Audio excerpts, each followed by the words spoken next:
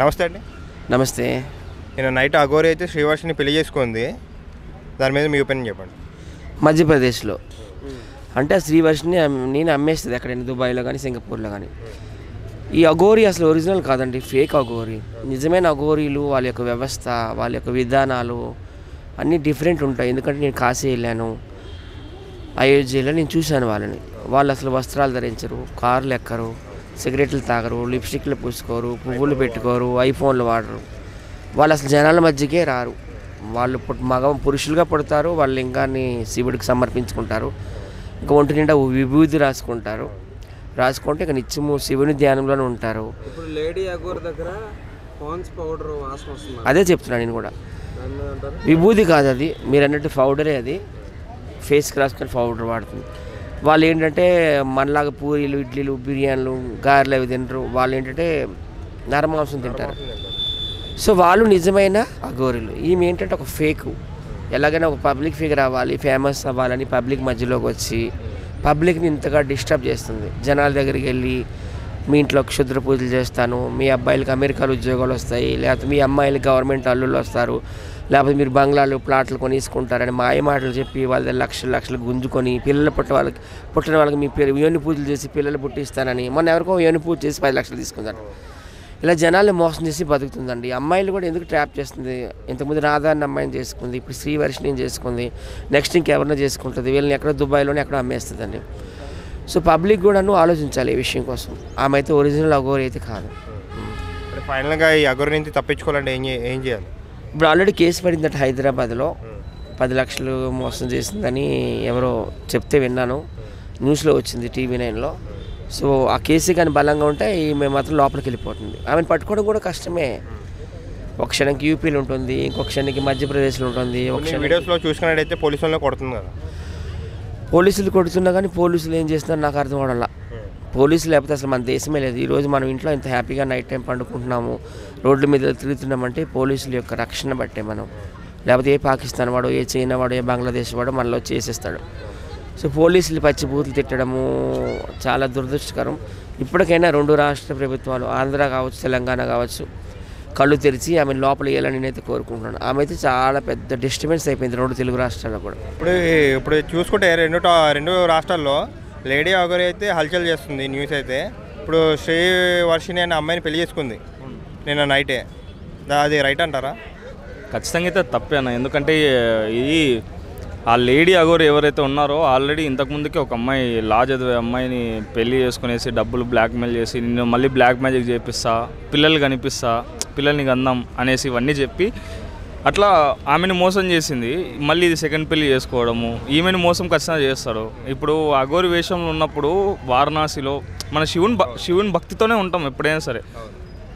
Car door అంటే Aghori travel చేసే car door తెరిస్తే సిగరెట్ ప్యాకులు కానీ, బీర్లు కానీ ఇవన్నీ ఉండడము అది కరెక్ట్ కాదు. ఇప్పుడు మన అఘోరి కమ్యూనిస్ట్ వాళ్ళు ఎవరైతే ఉంటారో వాళ్ళు ఇనిషియేట్ తీసుకోవాలి. ట్రాన్స్జెండర్ ఆమె, ఇప్పుడు ఆ లేడీ అఘోరి అనే ఆయన వచ్చేసి ట్రాన్స్జెండర్స్కి కూడా ఇది ఎఫెక్ట్ పడుతుంది.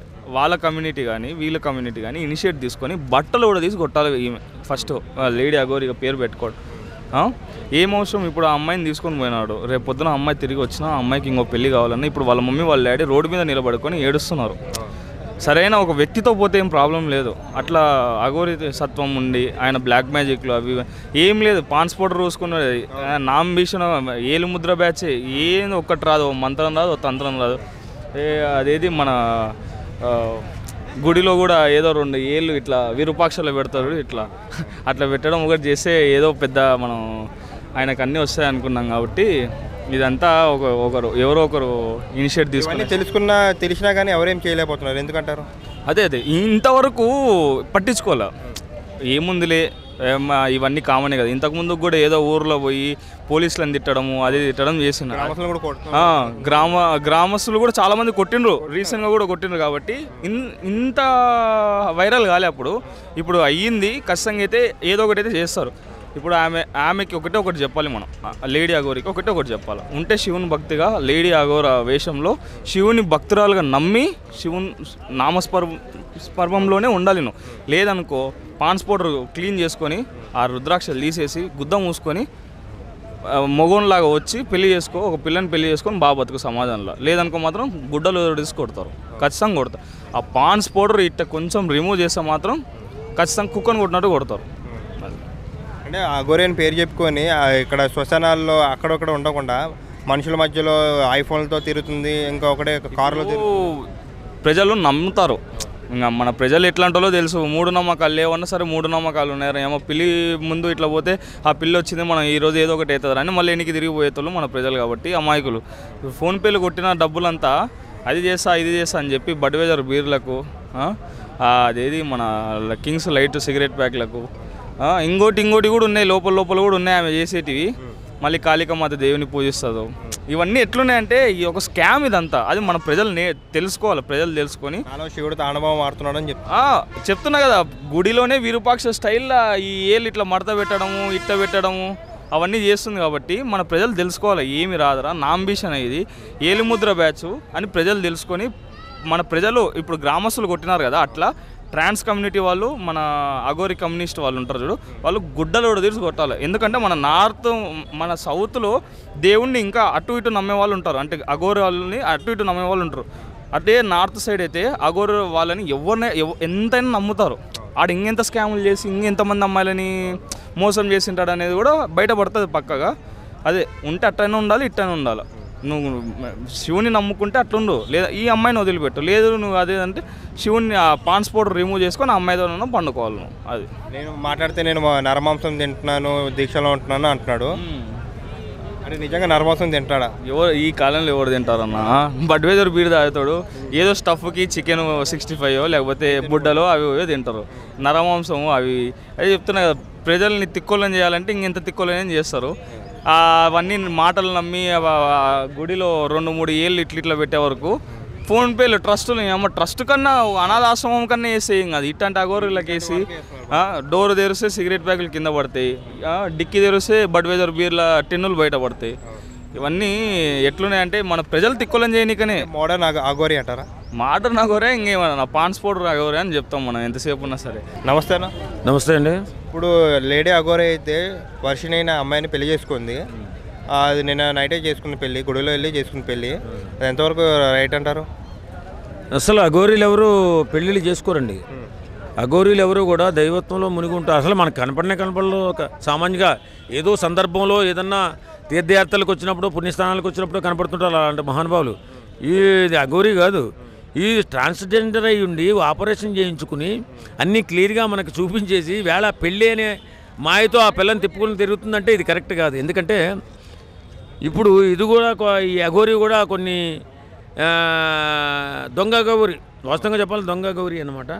ఈ అఘోరీని ఖచ్చితంగా పోలీసు వారు నిర్మూలించాలా, లేకపోతే కుటుంబాలు నాశనం చేసేలా ఉన్నాడు ఈ అఘోరీ.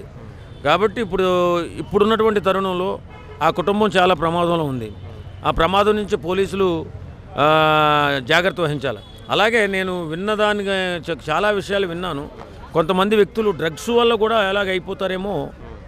ఒక డ్రగ్స్ తీసుకుంటేనేమో 15 రోజులు 20 రోజులు మనం ఏ ధ్యానంలోకి వెళ్తే ఆ ధ్యానంలోకి వెళ్ళిపోయే డ్రగ్స్లు ఉన్నాయంట. అలాంటివి ఏమైనా వాడుతున్నాడా?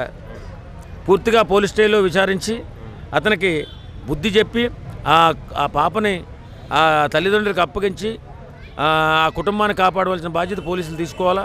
నిజంగా ఇలాంటి ఆచారాలు, దురాచారాలు, ఈ ఆచారాలు ఇలాంటి మళ్ళీ సనాతన ధర్మం పేరు చెప్పి ఆ సనాతన ధర్మానికి చెడ్డ పేరు తెచ్చేటటువంటి ఇలాంటి వ్యక్తుల్ని కఠినంగా శిక్షించాలని నేను కోరుకుంటాను.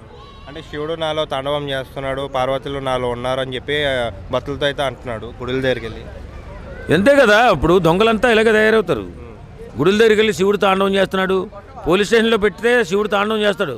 వాళ్ళ స్టైల్లో వాళ్ళు ఇచ్చేస్తే ఈయన తాండవం చేస్తాడు. కరెక్ట్ కాదన్నా. ఇప్పుడు వాస్తవంగా ఆపరేషన్ చేయించేసుకున్నటువంటి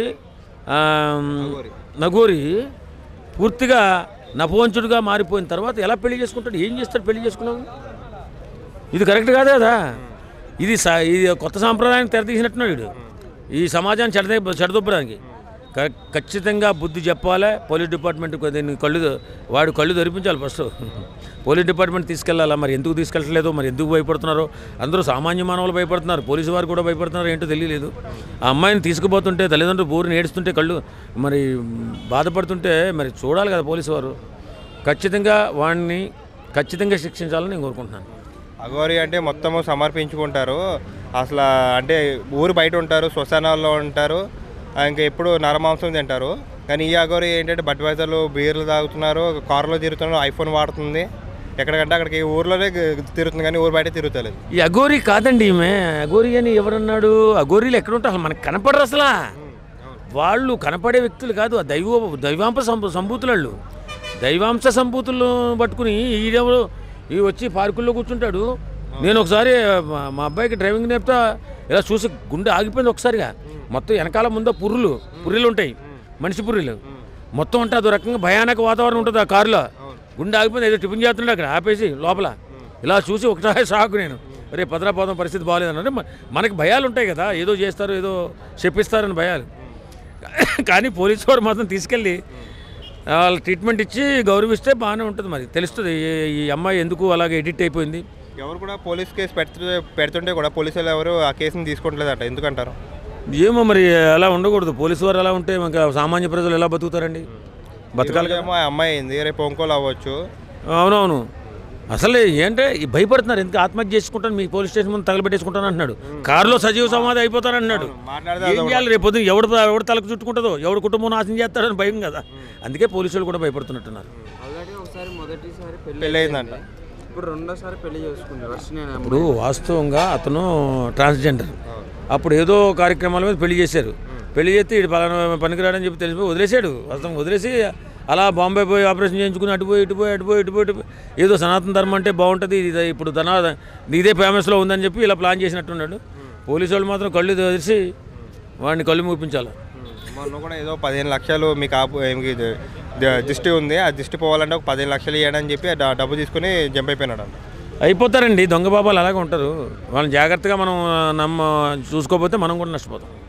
అంటే ఇట్లా ఎవరైతే ఇట్లా నెగిటివ్గా ఉన్నారో పాజిటివ్గా కూడా ఆయన పూజించి ఇంకా మా ఇంటికి రాని పిలుచుకునే వాళ్ళు కూడా ఉంటారు. సమాజం అన్న తర్వాత వాళ్ళు ఉంటారు, వీళ్ళు ఉంటారు, నమ్మి వాళ్ళు ఉంటారు, నమ్మని వాళ్ళు ఉంటారు. కానీ నమ్మినా నమ్మకపోయినా ఎలాంటి దరిద్రమైనటువంటి ఆచారం ఉండకూడదు. ఒక నగోరి ఏంటి పెళ్లి చేసుకోవడం, అది కరెక్ట్ కాదు. కోరికలు ఉండవు, సమర్పించుకుంటారు దేవుడికి. మొత్తం సమర్పించేశాడు ఆయన. సమర్పించేసి మాయ చేస్తున్నాడు, మాయ చేసి మంత్రం చేసి ఇలా జనాల్లో తిరుగుతూ శిష్యులు కావాలి కాబట్టి ఈమెకి ఏదో మందు అదే చెప్పాను కదా, డ్రగ్స్ అని ఆమె ఏదో అలవాటు చేసి ఈమెను అలాగా పాడు చేసినట్టున్నాడు. పాపం ఆ తల్లిదండ్రులు చాలా వర్ణాతీతం, వాళ్ళ బాధ, చాలా కష్టపడుతున్నారు. పోలీసు వారు కరుణించి వాళ్ళందరూ దయించి వాళ్ళకి న్యాయం చేయాలని కోరుకుంటాను.